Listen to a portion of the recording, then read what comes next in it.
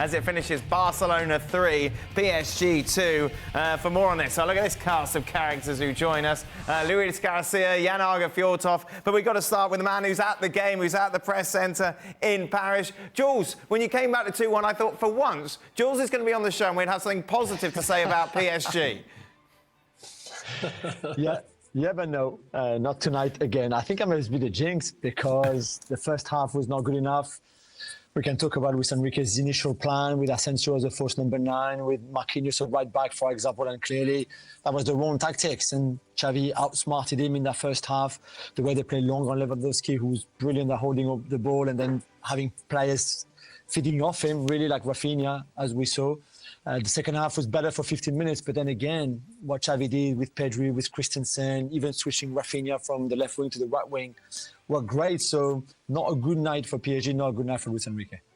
No, once again, not a good night for PSG in the Champions League, but once again... Yeah, but not a disaster. But no, I was going to say, once again, it was a great game for us as a neutral. Yeah, I mean, you look at how both these teams played and you just think this second leg's going to be great. Every one of these quarterfinals. If the second leg is anything like the first leg, it's going to be fantastic entertainment.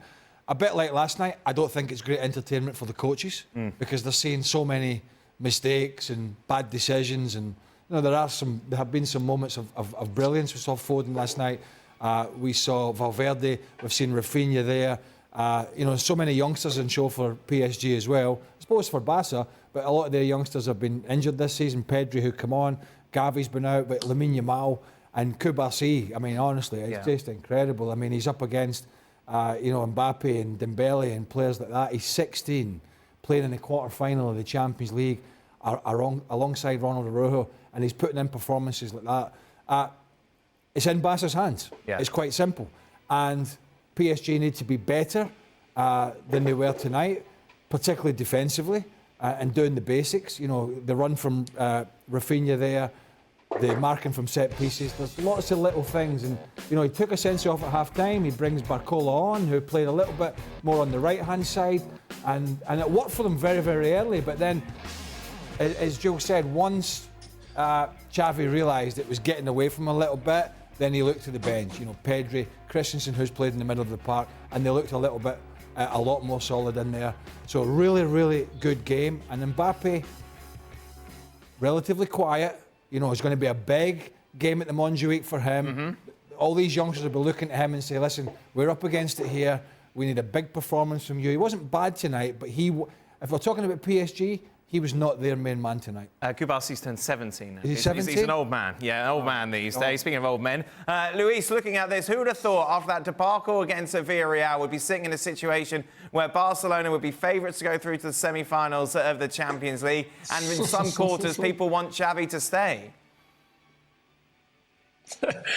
We've been hearing about Xavi to stay for quite a long time. He's been just sending the same message. No, the decision is made, and I want to be focused on doing a good in Champions League in La Liga until the end of the season. And today, finally, we saw a very mature Barcelona. Barcelona that handpicked 3 of the most important players, or at least 2 of them for Paris Saint-Germain, Dembele and Mbappe. They were very quiet, not because they didn't do a good well. I'm totally agree with Gray, because Barcelona defender did such a great job doubling up on the wide areas. Koundé in one side with Araujo, and the other side Cubarsí and Cancelo. They were all ready to make marks, to covering one to each other, to double up in the wide areas, to try to tie them up and not let them to turn around or face you. That is when they are very, very dangerous in the end.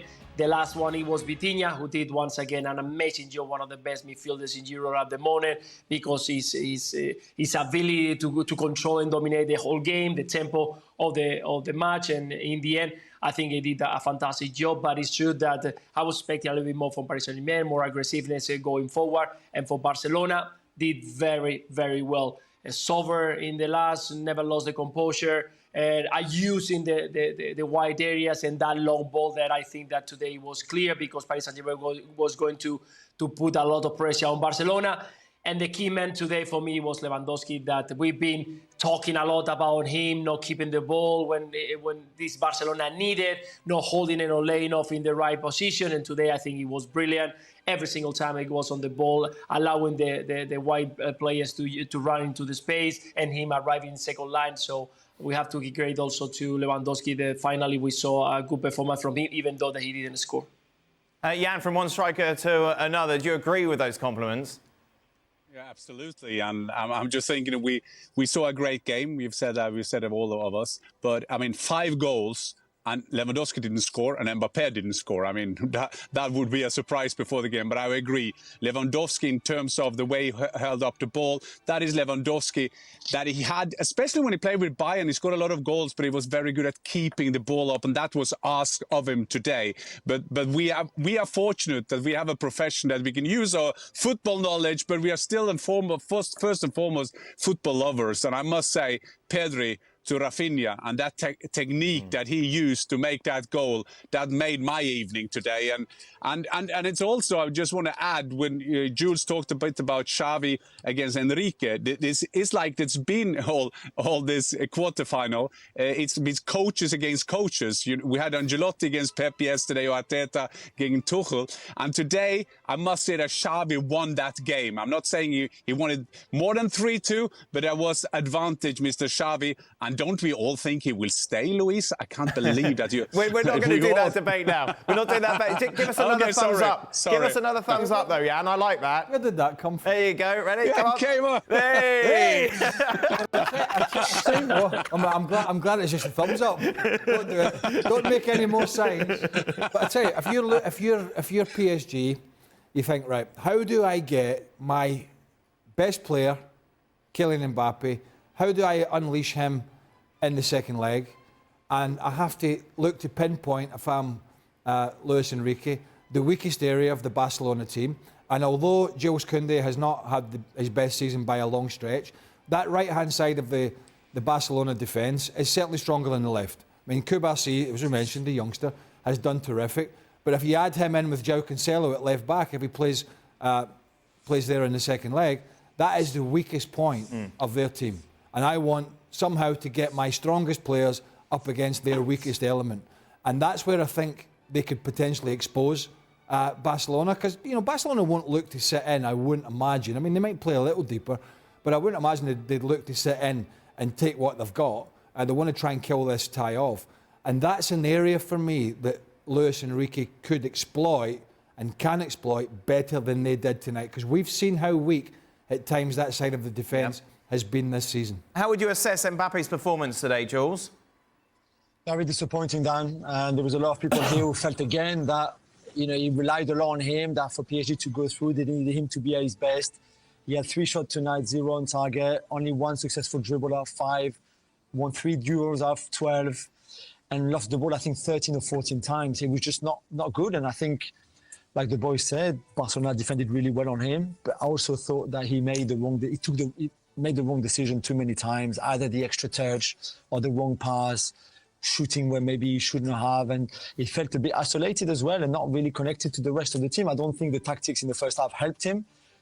And in the second half, Barcola was better, and Dembele was better as well, and there was just not much for him really in the game. So disappointing, because so far he's carried this team in the Champions League, and now they can only do this with him in the second leg. If he has another night like tonight, they won't be able to turn the tie around. So they need him much better, in better position. That's one of the answers that Luis Enrique will have to find between now and Tuesday night. Xavi says that PSG remain favourites, Jules, going into the second leg. Do you agree? I'm not having his mind games, like those Catalan mind games, they're not for me. So divide this up, mate. Percentage chances.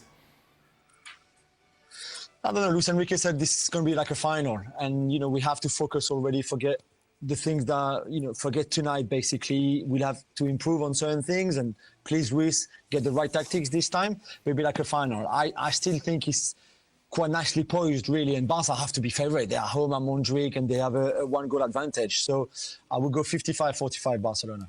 55-45. Jan Aage, Fjortoft. 60-40 Barcelona. I think that they will take it at home, but I don't think this game is gone. I think that PSG, they have the quality. They showed as well times today that they have the quality in there. But of course, you can't defend like that, and Donnarumma can't be insecure when he's missing one and he don't come for the next one in the second half. So I still think it's for Barcelona to lose. Montjuic, of course, not the Camp Nou, Luis. That might play a factor. How do you have this? Of course, it's not a fact, but I agree with the guys that it's a final. But you don't start a final with a 1-0 result in your score. You have to start a final with a 0-0. So it's a totally different situation. Of course, it's a final for Paris Saint-Germain, but they need to go for the result. They need to go for the goal. And when you open up a little bit, you know what happened. I think the Barcelona right now is doing great in transition, is doing very good in counter-attack, and with those second balls with a fantastic keeper who can put you an assist from his own box. So I think that right now, even though the Xavi is trying to play those Catalan mind games, I think the Barcelona is a favorite to go through by a little bit more than 45-55. I will go for a 70-30 even, so. Of course you will, former Barcelona player. The old Catalan mind game. You know what it's like. 60-40 Barcelona, Okay. depending on Mr. Mbappe. If he turns up, might be a bit closer. If they keep him quiet like they did